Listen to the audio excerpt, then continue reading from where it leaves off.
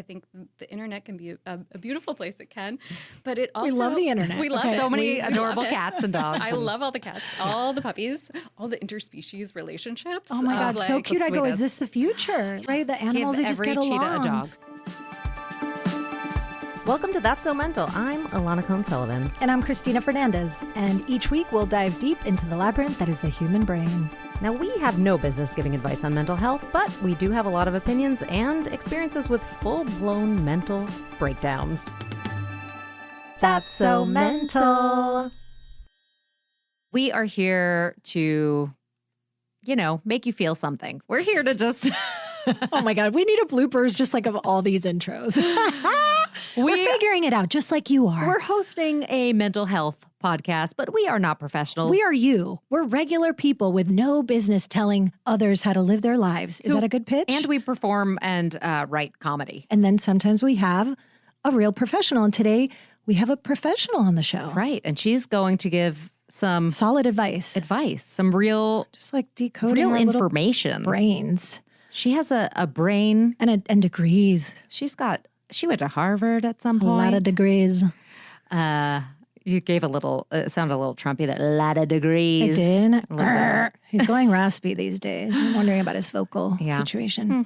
He's a coach. Anyway, we are very excited to share this episode. It is, normally we're talking to other artists, and today we have the treat of talking to a brilliant doctor. Very illuminating. We're very lucky that she agreed. We didn't even have to oh my God, kidnap her or anything. She did it. She came on her own accord. Yeah, totally. Yeah. Totally.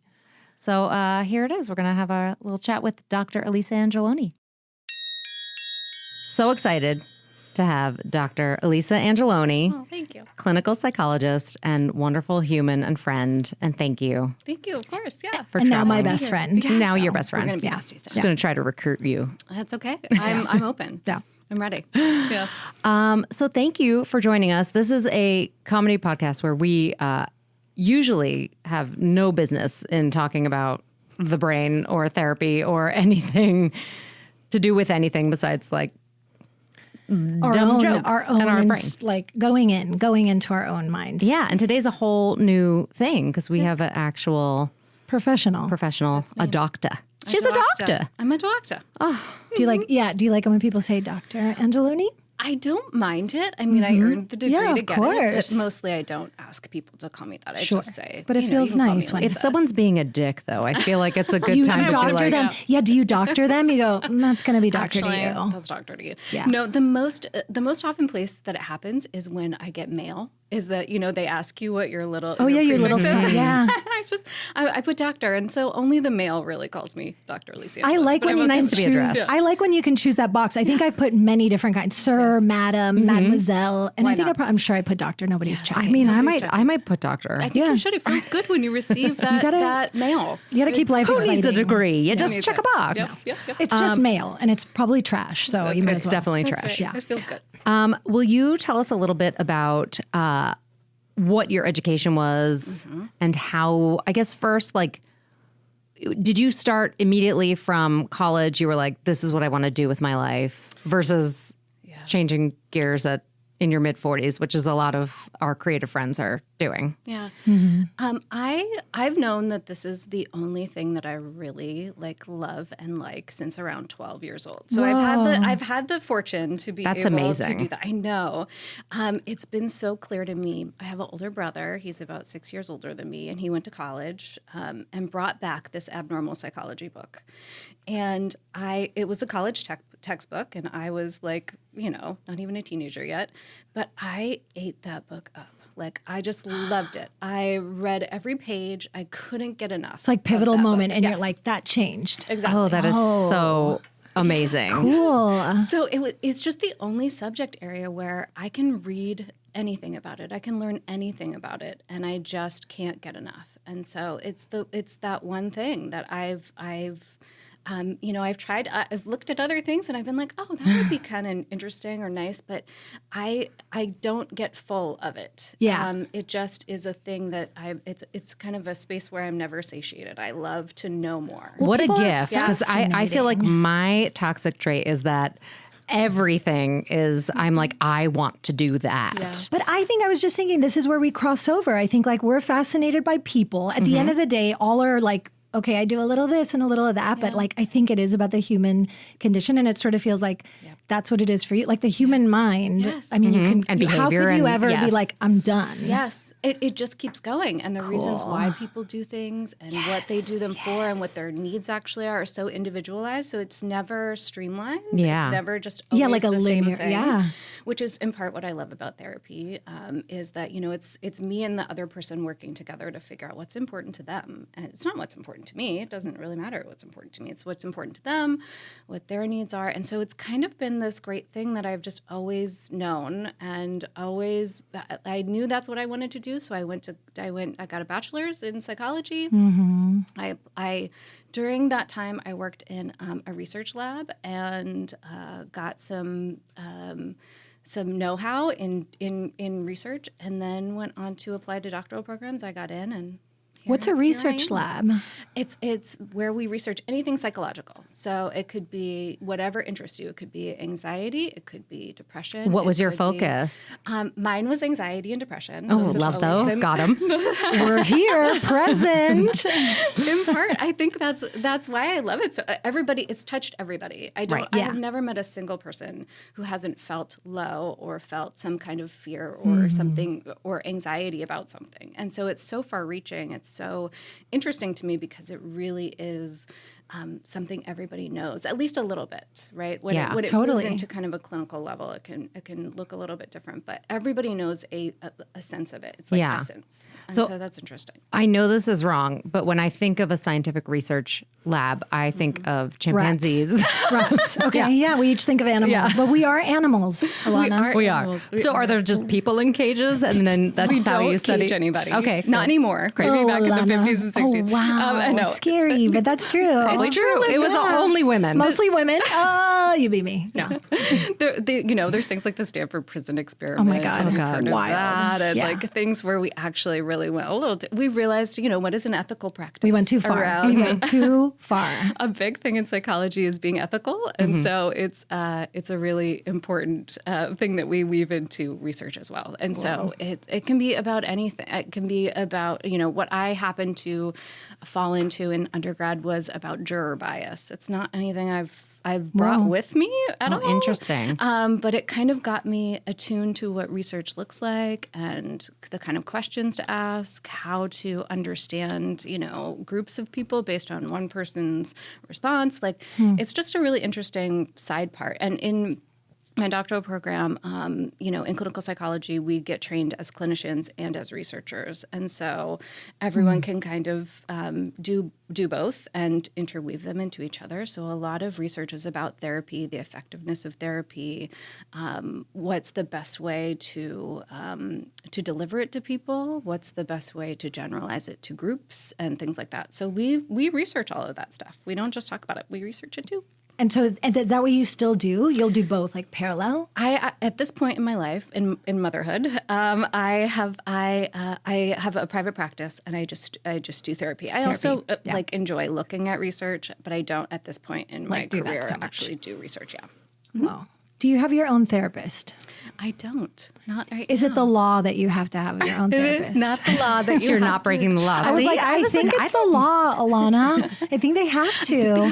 But is it encouraged? I'm fascinated by to go back, I'm fascinated on how I in a parallel universe, I would love to do something like therapy. Yeah. I don't think I'm the right person because I have zero boundaries. And so I would never be able to shake off other people. I would take it on way too much. So I feel like you have to protect yourself. You're showing up at their door, and you're like, "Listen, I would brought you feel a- their pain some too much, and comfort it'd food." become about me, obviously. And then I do it on stage, and then people will pay money. That's in that world. Yeah. But then I go, okay, how do you protect yourself, and how do you shake things off, and then do you turn to someone? Right. I don't have a therapist right now. You don't go to therapy jail if you don't have a therapist. right. Okay. So we don't cage those people either. Dang. We're looking for it. I know. But, I do think you do have to have a lot of boundaries. You have to be able Yeah. there's a lot of boundaries just to confidentiality. A big piece of what therapy is you can tell me something that is going no further than this room. Unless you kill someone. Unless No, like the Menendez trial. Like I'm watching that show. They're telling the therapist everything. I don't know what's going to happen, but there's some limits to confidentiality. If you are going to hurt somebody or going to hurt yourself, then those are ways that we have to breach confidentiality and maintain people's safety. Of course. If there's any abuse happening, so child or elder abuse, those are things that we have to kind of, bring in help from the outside. But outside of that, you can really talk about anything, and it ends with me. It's not fodder for somebody else to talk about. Of course. It's not. It is something we actively, you and I, work on in the room. And I know that she is a lockbox because she's my friend. because you try to ask her at parties about people's information. Give me some client names. That's right. You kind of have to be a bank. I wonder this. So if people know that certain things could breach that, does that impact whether they say certain things? It might. Yeah. I've never had it do that in my career. Because people almost however. want to share in their right? They want to release whatever's holding them. Yes. A lot of times people are in need of help, right? Like, Your inside is screaming, even if you're saying. And so I think, thankfully, I've hopefully created an atmosphere that people can feel really safe. And honest to be able to tell me if they're feeling that way, and we handle it together. I've walked people, I've driven people to the ER, I've made sure that people get the help they need, and it feels good in that way to have a person that you're their focus. Yeah. And so I thankfully haven't had a moment where I've felt like or noticed or experienced that somebody wasn't bringing everything that they needed to bring to the room that they were bringing. So if they needed that kind of help, that they felt comfortable to ask. And then at the end of the day, how do you go, okay, now it's done. We don't have to. Yeah. Do you sage yourself and take a bath and then Okay, I was telling Alana, one time I walked into my therapist. I had a therapist at one point, a specific person. And when I came into the office, she was really back to back that day. So she was a little late. And when I came in, she was doing this thing. Do you want to narrate what I'm doing? Christina is shaking her hands out. She's shaking them actively. And I was kind of like, oh, and she's like, just taking a little minute to... And I thought it was really cool and fascinating. I don't do anything body wise that way. Yeah. But there is, like typically therapy sessions are 50 minutes. And for that reason. That 10 minutes in between, we shove stuff in our face. We make sure that we're fed. We go to the bathroom and we kind of recenter ourselves a little bit. We kind of find the space where I want to really be able to provide the next person in their entire space to have. I don't want it to be infringed upon by anybody, even the person before them's difficulties or problems or solutions. It's really about them, and so it's. I hope that the person feels that in the room. That you're back to neutral. But that I'm there for them. I mean, I imagine that is really difficult sometimes, right? Like I think about when I first started going to therapy and I would scream at my therapist that I because I didn't know how to feel my feelings. I truly didn't. Like I was. Well, you would scream about the subject or at the. What she would be trying to get me to be like, "What are you feeling?" And I was like, "I don't know what the fuck I'm feeling." Obviously, it was anger, but it was like I couldn't have touched anything. Can you diagnose Alana and me for sure by the end of this podcast? I would like a free diagnosis. I'd like the works. Alisa knows me. Well, She knows all my shit. You are saying about that 10-minute space. That's also really fascinating to me because performers have to have that too, right? Like that centering when the nerves are going and a lot is happening and maybe you're coming off of something else into the next thing. So is that practice a specific, do you have a learned practice or you've developed your own thing or? I think it's just, it's a happy byproduct of some of my hyper focus is that I can really click in and then I'm there. All the other stuff that might come to your mind, it doesn't.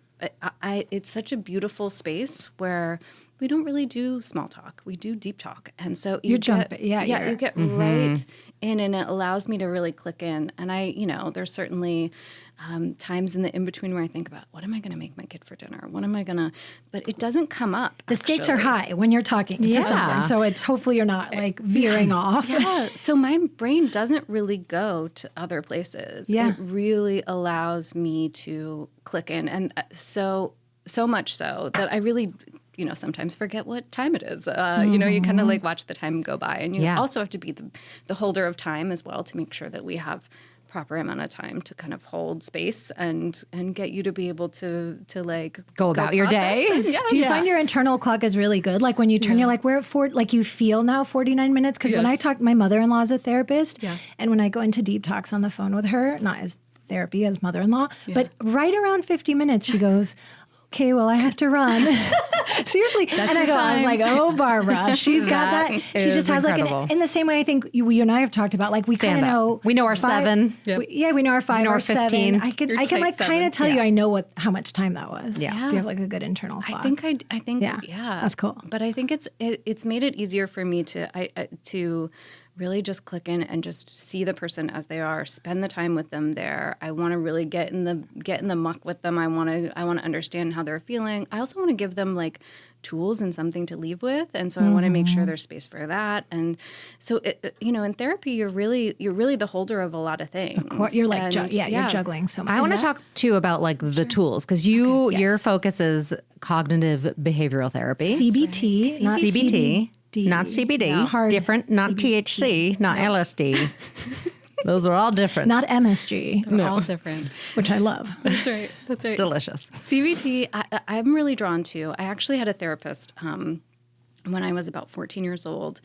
And I went into the therapist, and for weeks and weeks and weeks, we would just sit there, and she wouldn't really say anything. She'd just look at me.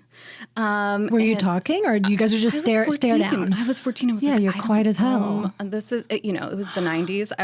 You're like, what are you, an analyst? Is that more? Saying, what do you want me to do? Right? At 14, you're saying, can you lead me through this? This is like the Woody Allen type of psychiatry that I feel like is what I thought a psychiatrist was. I'm just going to be quiet, and then the first thing you say is going to dictate like how I look at your personality. I'm not really sure what was happening. Again, let's call her. In my 14. I love movies. But I realized in that moment that actually, like, I was more drawn to active therapies, right? To things where I really wanted the person to be proactive and finding tools, finding skills, finding things with me together. That didn't feel like the right fit. And granted, that might feel like the right fit for someone else, for somebody else. Mm-hmm. And that's okay. That's what's great about therapy. There's many different types. There's many different ways to do it. There's many different relationships that can occur there. You're like, what you respond to might be like, I need actionable steps. Mm-hmm. I mean, I know people who go to some talk therapies. I'm like, I don't think the talking, I think we might have to stop the talking and go into like, I don't know, more body or more, even more like action. Yeah. So what exactly is CBT? Yeah. So CBT really it's an active therapy. It's an evidence-based. So from the research perspective, we have evidence that it works and it's helpful for people. Tested on humans in cages. Tested on humans, not in cages. Okay. Not in cages. And it really looks at the relationship between your thoughts, your emotions, and your behaviors. Right? And so we want to look at what those relationships are, what some of those patterns are. And so we kind of, unpack what some of those are, what some of the things that we've noticed that we engage in, some of the things we haven't noticed quite yet, and just observing. And we want to take a look at how all those things are interacting. So a really common example is, if I kind of walk down the street and I see somebody I know and they don't say anything to me, I can think about it in many different ways, right? I can think, oh my gosh, they're really mad at me and I did something wrong and they're so upset with me they won't speak to me. Or if I have the belief, hey, they were in their own world. They were thinking about something else. They didn't see me. I'm going to have a very different emotional response based on the two things. I probably will have two very different behavioral responses, right? One is, well, I'll catch them the next time. And the other is, oh my gosh, I have to change everything about myself. Yes. Full tap dance around the thing. Exactly. Whoa. And so that's a very simple example, but there are a lot of patterns that we have that kind of look like that, and based on whatever our beliefs are about ourselves, about the world, about others, can change how we feel and what we do. Yeah. And so we want to take a look at what that person's, again, so individualized. I want to sit with that person. They're the expert on them. Right. I know CBT. I know therapy skills. I know these things. I'm bringing that component, and I want those two things to merge together. I want them to bring their experience, and for me to say, okay, let's take a look. Is that helping? So it's like pointing out all the ways in which they are thinking that is maybe not serving them, and then trying to like cut it off at the. So if there's unhealthy or like this is how your brain works, right? Like, did you notice this is what you're doing? I do that thing, huh? Don't I? I think a really common example is rumination. We all think that thinking about something is going to fix it. Yeah. And I often ask the question, so when we get to the end of where you're spiraling, do we have a new answer? Do we have something different? Does something absolutely. Yes. And commonly people say no, right? Like and so there's different types of thinking that we kind of get locked into. One is catastrophizing. So that's one that commonly happens.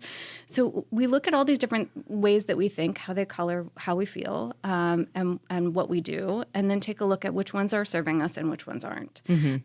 If they're working for us, great, let's keep it on board. If it's not working, let's figure out how to tweak it, how to change it. I think about it again in that research sense, like let's experiment with it. This might not work that well. Or like this like hyper-focused brain is great if you use it for good and rather than like, spiraling or whatever. Exactly. And so CBT I think is really, I think it can be really helpful because it we want to figure out what those patterns are. Again, in hyper-focus, I also thankfully have a gift of being a pattern recognizer, probably too much. My partner hates it when I'm like, do you think that this person did it in like the murder mystery?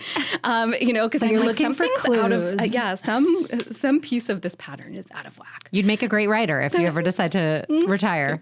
Thank we you. know people. Just let us know. Okay. All right. That's my second career.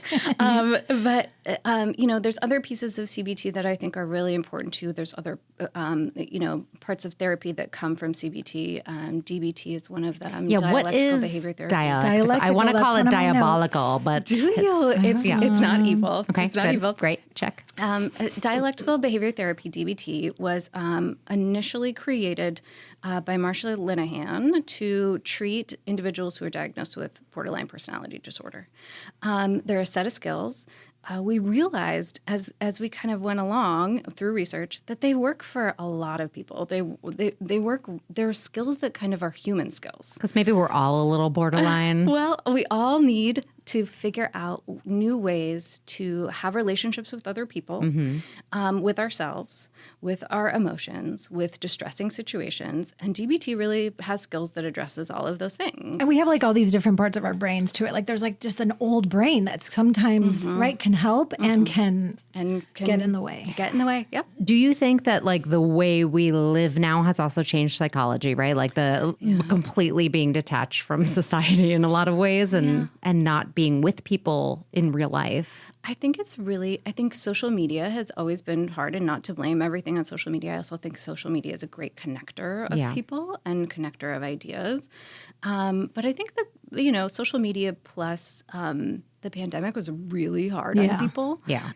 Creating a little bit more of a disconnection point, and making it really hard to try out. A big part of therapy is really practicing skills, seeing what works and what doesn't. Like in front of with people. Yeah, exposure, right? Like what are we afraid of? The things that we're afraid of, let's get to know it. You got to practice. Yeah. And I think that there's, the way we're living right now is hard in that our attention spans are, they're being pretty conditioned to be pretty short.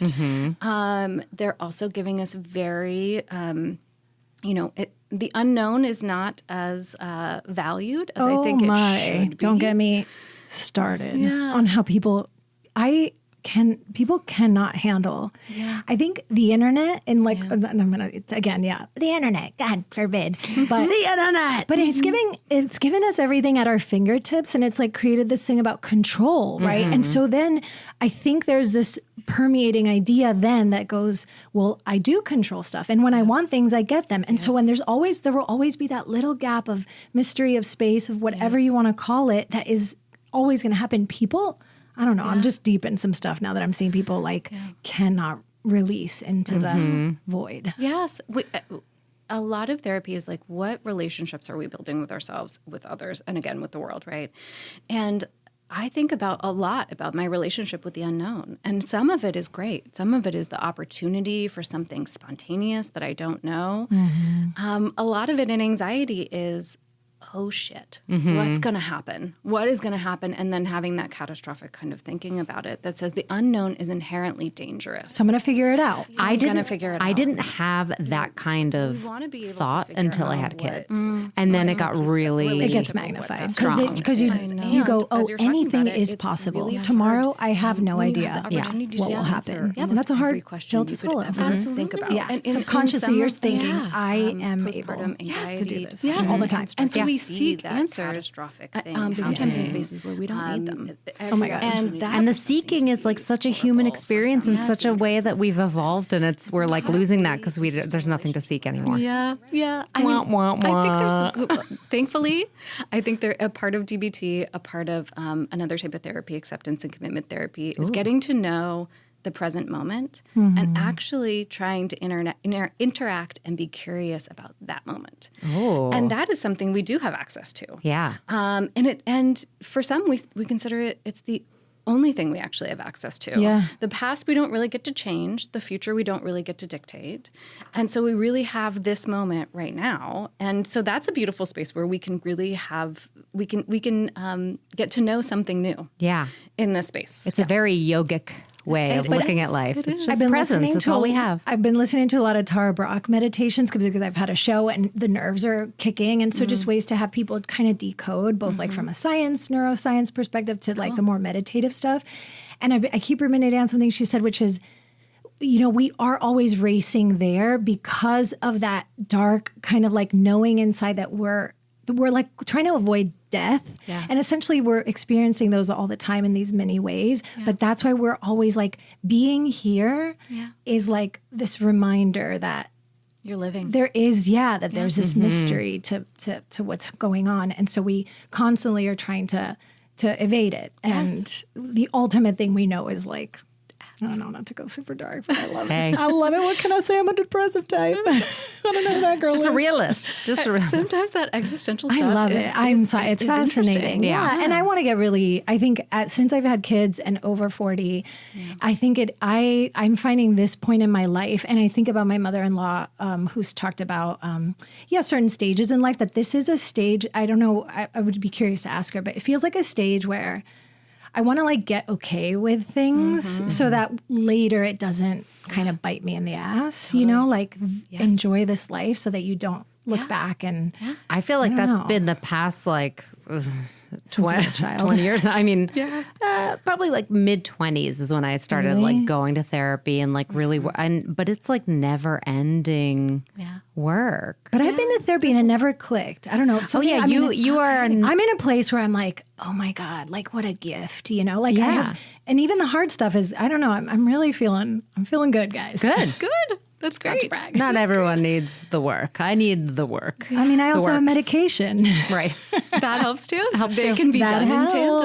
tandem. Yeah. I think it's really. I think there is a draw, especially for women in our 40s, to kind of get to know ourselves unabashedly, without anybody else's gaze, without anybody else's judgment, but getting to know ourselves are a big piece of the therapies that I'm talking about, is getting to know like what are your, instead of being scared about your emotions and what they are and trying to have them control you, in a way, how do we get to know them and build a relationship with them? How do we get to know and build a relationship with what our needs are? How do we, so I think it's really a beautiful thing to be able to Like do some of this those. acceptance. And even distressing situations. How are we coping with them? What can we change? What can't we change? A lot of what we end up doing internally is this what if versus what is. That's good. That's good. Yeah, and it's really interesting to take a look at what are my desires? What are my likes? What do I need out of this situation? Where am I getting a little bit too glued to what is right, not what is right for me? And so some of those things that we kind of work through, I think they're really interesting. Certainly some people kind of need therapy for a short-term basis, and other people, feel good kind of processing their life through that lens for a while. And it's really up to the person, what you can kind of do or want to do in therapy and how long you want that to be. There's nothing that says that we have to make it this long or that long. Of course. Yeah. I feel like it saves my friends from having to listen to a lot of bullshit. I could just save it for my therapist every 2 weeks. As your friend, we like hearing about you. Like too. hearing my bullshit. It sounds like you also like who you're going to. Because sometimes I feel like I find like seasons for folks, like, kind of go in and out. But that does make me think, a lot of questions because I'm all over the place. But how do you find a good therapist, and how would you even know? Because I was telling Alana, okay, so I'm essentially, when you're looking for a therapist, you're the person leading the interview, but you're actually the least qualified person. Like, I don't know what the training is, and I don't know what I'm even looking for when I make a call. So I always just wonder, like, how do you even know? It's really hard. It's a really opaque thing. I have a lot of friends who come to me and kind of say, hey, I'm really struggling. I'm feeling overwhelmed by finding a therapist. Yeah. Like, It's daunting. Navigating insurance, navigating no insurance. And then meeting with someone where you're availability. like, wow, this person is not qualified and should not be a therapist. Have you? Oh, boy. That sounds like a knowing something you know. experience. Yeah. It sounds like It's a something knowing you've experience. met. Yeah. I think I think the best way to do it is to take a look at first ask folks in your community. Yep. Because generally that's a great way to figure out, okay, what type of person do I know that this has worked for? They can kind of tell me a little bit about what was helpful to them, what this person might be like. Also kind of, if you are trying to use insurance, get a list of the folks that are in network and insurance. Take a look at their, Google them. Take a look at what type of therapies they do, how they Their present Yelp themselves. reviews. But they all sound good to me when I see them on paper. Everybody looks fantastic. I'm like, yeah, sure, Everybody that does. one I too. And then But then in person, it pick might be the- top 3 or something. You narrow it My down. advice is pick the top 3 that you like from that list, right? And find and set up a 15-minute consultation call. Yeah. And get a feel for it. A lot of what therapy is a fit, right? Is whether or not these therapies that I've been talking to you about, they're important. But if you're not feeling like you can be open, honest, and you connect with your therapist, there's only so far we can go. So it's important to kind of give people a shot, right? It doesn't have to click in to be, It's an interview and you're just getting to know someone. But you kind of tell them what's going on with you, what brings you their way, and then hopefully you can get to know, they'll kind of download you on their approach, how they see it, what that looks like. Yeah. And, again, there are a lot of therapists, especially here in LA, that are not in network for insurance. So that has to be tricky. It is tricky. It is tricky. It seems like the good ones are not. I know. And then how would you even get to knowing, how do you even say, I think I need a therapist? Like, that feels like a hard realization about yourself. I mean, I think for me, I've gone in and out of therapy for years, and it's always You're like, at my darkest moment where I'm like, I need help. Things are bad. I need someone else. I am not seeing the world in a clear way. Things are very dark. I have a very cloudy, I get real dark. And always. But then but I mean, I think so many people maybe culturally or what, I don't know. It's like, I've always even heard like the making the call. I remember, and someone told me this the first time I got a therapist. They were like, apparently from 0 to making the call is like a huge hurdle. Absolutely. Once you get over that, then everything kind of becomes a into little place easier. a But little to bit get easier. people to make a phone call, especially if you're it's like, I'm depressed. It's hard to pick up the phone and ask for help. Totally. I'm heavy. And then if you also have like adult ADHD, which so many of us seem to know. the irony is like the people who probably need it the most might have So hard. actually the least access. Yeah. That's why I suggest that folks actually email people, because you can do it any time of day. You don't have to psych yourself up. You don't have to. So email, email if someone a and say, clinician, "Hi." if a therapist has an email address, say, hey, I would love to set up a consultation call with you. Could you send me your availability? How do you feel about therapists not calling you back when you've left them a message? Because that is wild to me. I don't do that. And that's happened. I don't do that. That's happened to me too. I hear that a lot of people do. Like, oh my gosh, like I might have not gone with you or I might have, but just the fact that someone called you and was saying, I mean, need during help. the pandemic, I was crazy. really struggling. And When they were probably drowning you, too. I'm sure, remember where I was like, I have called 12 people and no one has called me back. You guys were drowning. No, let's be honest. Everyone was drowning. The apps, I mean, we know now there's apps, so And there's... I think there's, I think it's hard for some therapists who are in network. They probably receive a lot of calls. Yeah, that's true. And so Right. I want to hold a little compassion for them. It's course. hard, right, to be able to call everybody back, especially if maybe on your website, maybe somewhere else, you've said, I am full, I'm not taking new clients. Right. Sometimes, the information's bad, right? Like an old phone number that your insurance might have for somebody May not be the thing. May not be where they are anymore. That is very possible. But, and there can also be therapists who just don't call you back, get back. right? After 12, you kind of Right. say, this There's a isn't pattern. One of them We're got my establishing message. a pattern. It's not looking great. Somebody got my message. But I know, and it was but it was a pandemic. Yeah. That's a very specific time. It was a pandemic. Yeah. There was a lot of influx of people who had never sought therapy before bless. and were like, I am really struggling. Mm-hmm. And so, again, ethically, I call everyone back. There has never been a person who's called me or contacted me that I did not respond say, to. I At got least it. even to just say, hey, I'm full right now. Or I have a wait list right now. Or I'm not in your insurance. I personally don't take insurance for a lot of reasons that Yeah. it's hard on both ends. Of course, to kind of of course. deal My with. brother's a chiropractor. He also doesn't take insurance because he's like, it sucks. It makes it, it's- so You have to It's a whole hire a nother full-time job. person Yeah. to be the insurance person. Yeah. I definitely was like preparing for this. I was like, we're going to go into insurance, aren't we, into this interview? Because it is really a hot button subject for people. But it's hard. I respect on both sides how hard it actually can be. That it can be hard to be the person who says this is actually really difficult to afford, and there's some types of insurance like Writers Guild insurance. There's great reimbursement, right? Like Sure. there's some insurance companies where they do wonderful reimbursement, and it doesn't really matter that much if you're in or out of network. Yeah. But for most, there's not. So, I think it can be difficult when somebody has a huge caseload and then they're getting a bunch of calls. And so, Sure. But generally, yes, as a field, we should definitely call people back, even if it is to let them down and let them know that we're not available. We should contact people, but especially, that's why, again, with very kind. Email's a good way. Okay. I think email's a great way. You don't have to psych yourself up to talk to anybody. You Yeah. can kind of get that ball rolling, and then Multiple, it ways. starts to go. And it also gives the therapist the opportunity to get respond to back. you whenever they Yeah. have that availability. So you have a very solid practice right now. Do you ever have to pre-screen, or do you pre-screen in general, like to see like this person it's going to be too much? It's Or it's not the right too fit. much. It's not the right just fit not the for right me, fit. It's just not the Alisa right might fit. say. That is correct. So I want to make sure that if somebody's going to work with me, that I have the skill set to be able to Yeah. help them.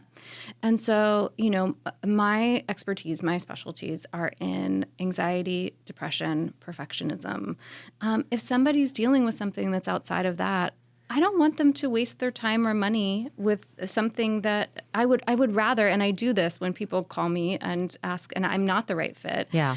I do say I'm gonna look through referrals that I have and see if I can send you a list of people who might be able to. That's very nice of you. know, thank you. It is. Yeah, that is really nice. I try. I know. I realize Like how hopefully that opaque it person is. will lead you to a few other people, and then Yes. you can follow the trail. I realize how opaque the field is. It's really hard to be a client, to be a consumer, and try to find somebody. And so I have total compassion for people who've contacted 12 people and haven't gotten anything.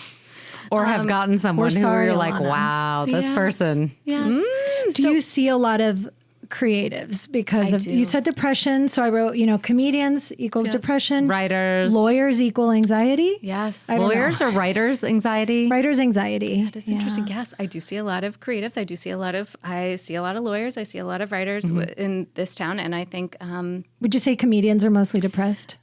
We're don't know if I would make we that don't kind have of to. general. We don't have to name names, but broke you to go can. to You the- can also say names. I think I really, it's interesting. It's really interesting and enjoyable to actually To work see like with. if there's a correlation To or something, or just have people whose jobs are to write about their experience or about the experience of others and how they see what we're talking about. Like you were saying, like you connect with the human experience, Yeah. and to really hold that as a common interest is great. It feels really great in the room to be able to be inquisitive, be curious about that, and let that person also hold that for themselves, not just for others. about other. Yeah. Is what does that look like for you versus you're interested in what other people do, how they act. I'm how just they giggling are. about a session where someone just constantly talks about someone else, and they're like, "How about we shine that light this way?" or just about a character that You're they're like, writing. "Yes." Oh yeah, it's like that's you, right?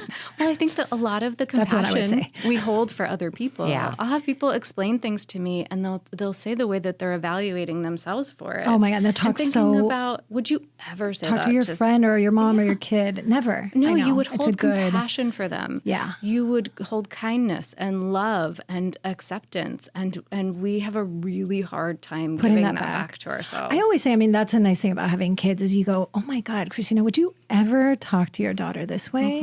Like you cannot talk to yourself. Yeah. You would never talk to a friend. I do feel like having children has been like the most Softening. healing thing I've ever done. Also, But that's because you've gone to a lot of therapy. It's- Because yeah. sometimes, people have kids and they just don't let it heal. roll. They don't. They let it. They just keep passing that ball. Yep. I think parenthood is interesting because it affords us the opportunity to kind of see kids as they are. Like I think about my 10-year-old as a 10-year-old and what I expect, even when in my own brain, what I think about back when I was 10 is probably my current brain in my 10-year-old body, even though that was not what was Right. happening No, there. no. That was developmentally Not at all. a 10-year-old. Yeah. And so it's really interesting to kind of, it can be very healing to kind of see and go back and kind of think to yourself, oh, I was just a kid trying to get along, trying to understand what's going on here. Oof. And that's when connections make, and you go, "Uh-oh, that was a tough time. That was a hard time." Yeah. I mean, It can be. or not, or that was an amazing time. Yeah, I think it's Tenet for me that year. Yeah. Bad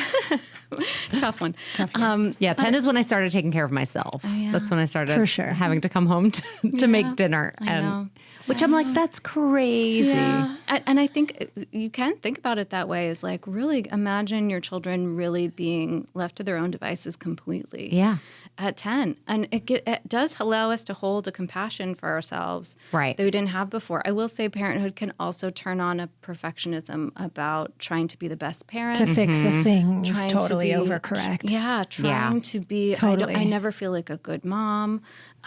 Currently, it's like, how hard is it for people to feel like a good mom? Yeah. They don't make it easy for us. No. That's why it's so nice when someone else just says it to you. You need that reflected. You from both are people. really good moms. Oh, you too. You're a Thanks. good mom, and I can tell you're a great mom. Oh, thank you. You're a clear. great mom. Yeah. So I think, it can be really healing to kind of look back at those times. Yeah. I think what is great too about CBT is we don't spend all of our time back there. I want to know how that reflects here and now and what you're dealing with currently, and a connection between the two. There's so many different relationships, connections, patterns to things. That's the part where we get in and kind of look at what's going on for you and what can we make better and what should we keep because it's working just fine. Do you have like an easy exercise without, like, obviously I know you do a lot of work inside, but is there something like a good example of like, okay, this is how you can actively do something about, I don't know. Do you know what I mean? About Am I About making what? sense? About, yeah. I don't know, like what's... Give us an ailment, Christina. What is... You're ruminating, and so you go, okay, that's not really helping, and then you go, okay, next time you think that, how about you... Make a sandwich? Eat. How about you eat? Make a sandwich. Eat your feelings? Is that... no? I think a lot of thinking about rumination actually as avoidance can sometimes be helpful. Ooh. Is that we think a rumination is a really active process. We think it's helping us. We think we're figuring out some future problem. And again, when I ask that question, what did you get at the end? Like when you finish the spiral. After Did you figure 12 it out? days of Yeah. just really thinking about Yes. it. Was it active? No. Or Yeah. actually... Did you get something done? Yes. Right. And so when, for myself, I utilize that practice. I say to myself, you're ruminating, you're spiraling about this. What are you hoping to get out of this? And are you avoiding something? And are you avoiding really thinking about or you're dealing with the fact that something might be uncomfortable to you. And then it's actually totally okay for you to sit with things that are just uncomfortable. Just first sit in that. Yes. Yeah. And even with my, when I'm talking about kids, like oftentimes my daughter will come to me and she'll be like, I'm bored. And I'm like, yeah, much of your life is going to be bored. You know what I tell my kids? Because my husband started saying boring people are bored. And I was like, but that puts a judgment on board. I tell him, I go, good. Yes. I was like, you're supposed to take a break. This world is non-freaking stop. Yeah. Like, what a great thing. On the other side of that, who knows? But Go look out the window. Yeah, take a brain break, baby. Like, But thank God, I wish we were more bored. I know. Building a relationship with boredom, building a huge. relationship with discomfort, all of those things actually help us. And so, and understanding them, sitting with the stuff that you're scared about or that you're avoiding. And so oftentimes when I'm settling into rumination or when I'm talking with a client who's doing that, I think we talk about, okay, what's the goal? What are we getting out of it? But then also kind of letting yourself in that moment say that rumination isn't really netting me anything. Yeah. It's not really getting me what I need. Just wanted to keep it's 50 minutes. You know what? Your internal clock. Really? I know. Did you see Well, I me was like, trying I to- know you guys have been looking over there. Well, I'm trying not to be rude. I'm trying to send either signals through my like I'm just checking the time. Yeah. And then you could just say it and then you could cut it out or you could keep it. It's not a big deal. This is life. Yeah. I mean, we could truly talk to you forever. all day long and learn things. It was so fun. I could do this all day. Yeah. We didn't do the mental check-in. Oh, yeah, we gotta Should we do- start there and end with our recommendation? Yes. Yeah. We're going to start with what we compile usually, our mental check-in for the day. Like, how are you feeling? You know, we're doing this with our guests, which most of them are not doctors of clinical Like psychology. where are you at right now? Like Yeah. what's sort of on your mind right now? Yeah. And it allows us to kind of, actually check in. So, okay. You wanna start? Pointing at me. Okay. I'm actually really thinking a lot about the loop of chaos. And once you step outside of it, how you're able to see, I don't know, from the way things can just kind of quickly build fires and how to step outside of stuff. Lets you see. I've just been really noticing how people have a really hard time with just letting stuff go and turning in. Like without getting too far into it, but the parents groups and the WhatsApp groups and the things. I had a moment where I was like, "Oh my God, we've thought about this so much. Yeah. Like this is not good." And I need to turn in, but I would I'm not going to say it, but I actually was thinking, I was like, everybody needs to just turn in and go, what do I need for my kid Get off today? your damn phone. Yeah, like people like overthinking, like, should we bring a plastic bottle or the regular bottle? Should we bring their back? People have lost their senses. I don't know, like their body. And I'm just like trying to like turn into my own stepping out of those loops and love being that. like, you can, or just make a decision and it's going to be fine. I It's love gonna be that, okay. that practice of figuring out like, what do I want to hold on to and what do I want to let go of? And for you, it's, I actually don't need to engage in this piece. I don't need to have an opinion about it. I was like, this is my one life. I'm going to spend it freaking out about the field trip on a Reading WhatsApp 12,000 group. WhatsApp Get messages. out of there, No. mute it, honey. Anyway, so that's what's on my Do you mind. have a mental check-in for yourself today? Oh, do I? I don't know. Or of the days you can think on it. I'll do my I had a show where I had a big high and a little getaway and got to be like an autonomous woman in the world, which always feels so good. And then I came back and I could feel my crash, and I was like feeling really short and frustrated and all the stuff. And I feel like I had eyes on the outside. Like I feel like a lot of times when that would happen in the past, I would just be like unhinged and couldn't control, just like so angry. And this time I was like, I could see myself getting angry, but I was like, okay, just like calm down, breathe. It's okay. You're crashing. You're crashing because you're at a real big high. Had such a fun. It's like after like a great performance or something, it's There's just a that come crash. down. Yeah. And it feels nice to be able to like see it from that perspective. that perspective instead of just being in it. And because when you're in it, you really can't see. Yep. It's hard. Yeah, sometimes it's stepping out of It's that hard to step tornado. out, but once you Yeah. do it, it's really cool. You go, oh my God, the chaos is going, and I'm an observer. Yeah. Yes. I think observation is usually people, I'll say, okay, let's just observe it. And they're like, but I want to do something about Right. it. I'm like, But you're I not know, doing. You're actually not doing. but let's observe it first. Yeah. Like what an awesome, amazing thing that we get to kind of observe it and then figure out what to do with it. And I think observation is such an important, Yeah. like amazing piece that we get to do with this brain of ours is to really observe ourselves and look at things and then be able to figure out what we want to do with them, what they are, what they mean. Any of those things are really so great. My mental check-in, I was a little nervous about today. Oh, how do you feel now? I feel great. Again, like a piece You're like, nerves are good. I'm Nerves are good. excited. Yeah, what do you tell yourself? I tell myself, that a piece of CBT is exposure. The stuff that you're scared of, actually get to know it. more. Yeah, go do Yeah. it. Go try a little bit of it out. And I hoped that I would get to this spot right here where Yeah. I'd say, oh, I think that really went well. I think that did. went okay. That the time flies by when you think it's going to be so slow. When you think that you're What am I going gonna to talk? What am I gonna Yeah, what am I say? gonna do? But actually, you did all right. You get through Yeah. it. So this is good. We got to provide a practice for you. Yeah, you're so welcome. You're welcome. Thanks, guys. Thanks, and you're welcome. Okay, and then wait, our Oh yes, our plug for the day. plug. Now I'm going to plug. I'm going to do my quick one. My quick one is magnesium. Have you heard of it? Have you heard of it? Magnesium citrate. It's what I take every night now. Does it help you sleep? 2 capsules. Yeah. It really does help me sleep. I No, notice a totally. difference when I skip it a bunch of days because I do that. It's hard for me to like take the Yeah. nighttime thing. Yeah. And I notice, and when I start taking it regularly, I'm like, my sleep is just solid. Okay, mine's a sleep one too. I think there's like a little bit of a sleep thing going on, but I am attempting to do that because I think since parenting, but I've been having a hard time sleeping. There's so much going on. I'm super activated. I'll sleep an hour and then I'm like, I'm ready to go run, and you're like, not good.